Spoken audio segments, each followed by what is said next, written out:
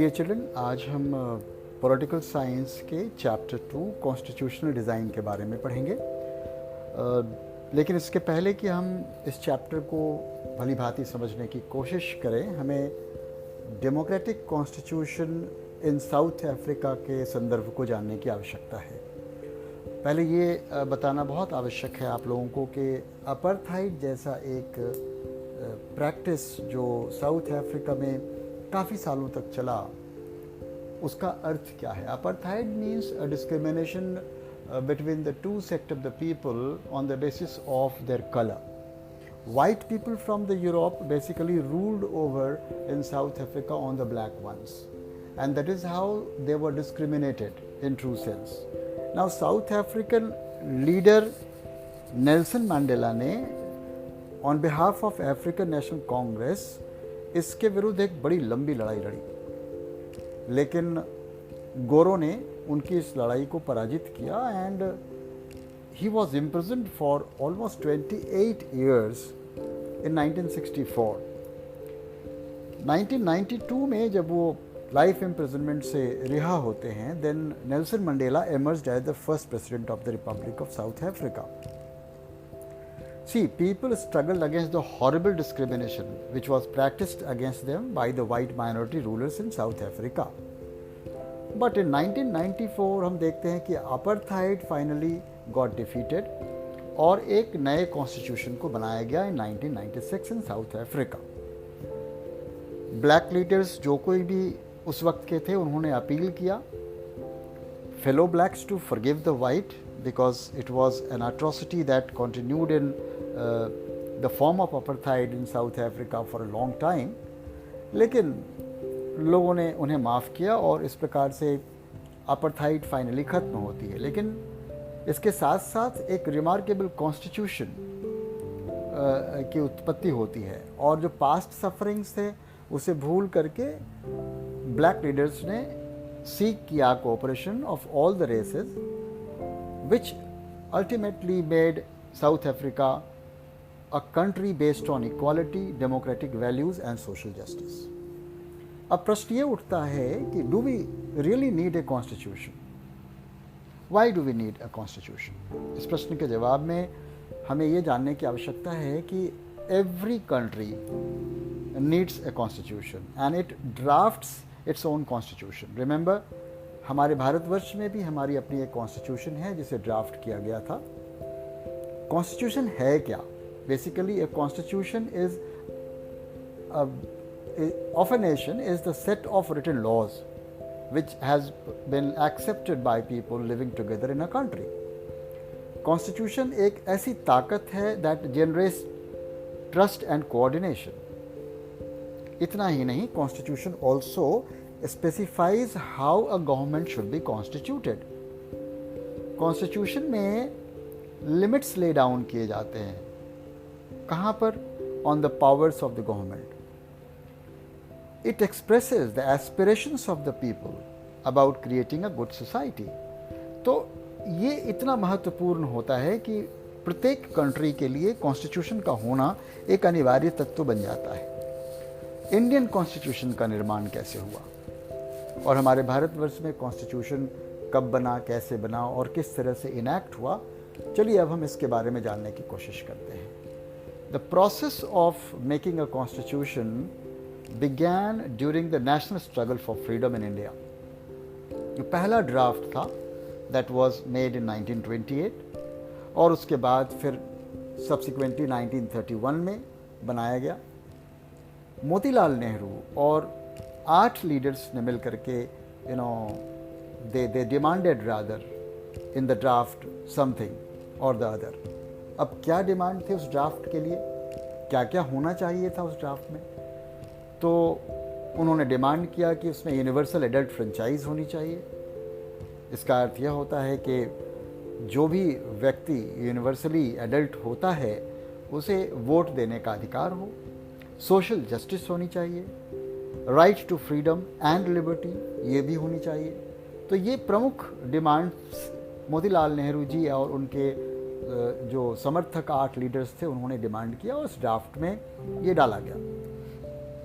Further participation होने लगा provincial legislatures में, जिससे कि इंडियंस को मदद मिलने लगी कॉन्स्टिट्यूशन को फ्रेम करने में। लीडर्स इंडिया में पहले से ही फ्रेंच रिवॉल्यूशन से बहुत इंस्पायर्ड थे। British parliamentary system and the bill of rights of the US से इंस्पायर्ड थे। इस प्रकार से भारतीय जो लीडर्स थे उन्हें यह सीखने को मिला कि जो ब्रिटिश है they were denying Indian citizenship, now they are required to be restored.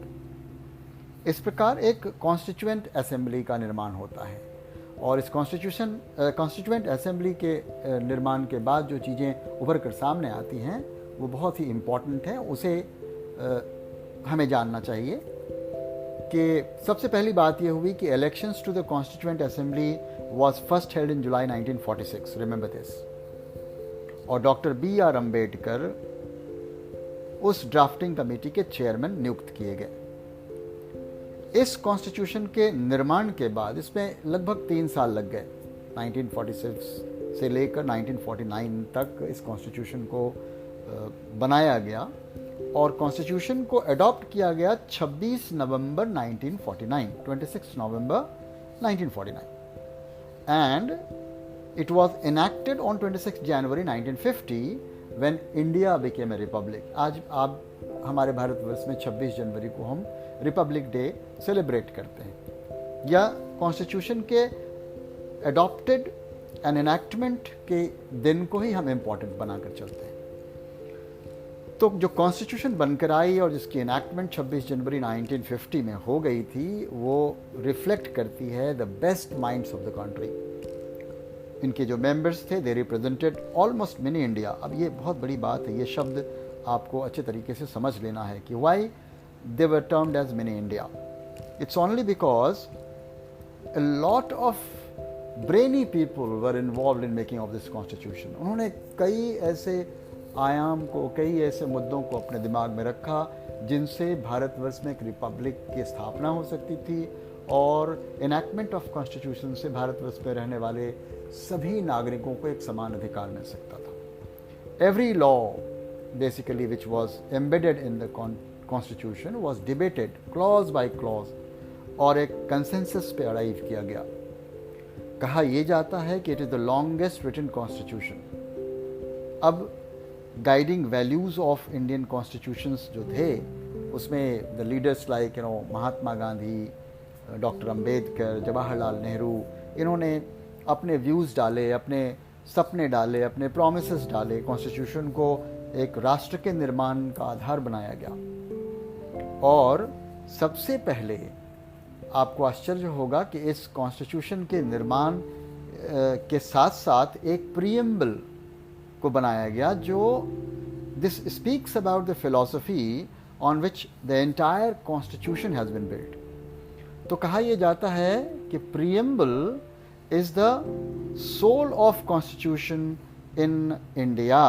और इस चीज़ को हमें समझने की आवश्यकता है कि कॉन्स्टिट्यूशन के निर्माण में जितना भी समय लगा हो लेकिन जब वो बनकर हमारे समक्ष आता है तो प्रत्येक भारतीय के लिए वो एक बहुत बड़ी बात होती है और हर एक भारतीय जो भारतवर्ष में रहते हैं इस कॉन्स्टिट्यूशन की वैल्यू को समझकर इसका पालन करके एक नैतिक जीवन का निर्वाह भी करते हैं। चलें हम अब इस कॉन्स्टिट्यूशन ऑफ इंडिया के प्रीएम्बल को एक बार पढ़ते हैं और इसे समझने की कोशिश करते हैं।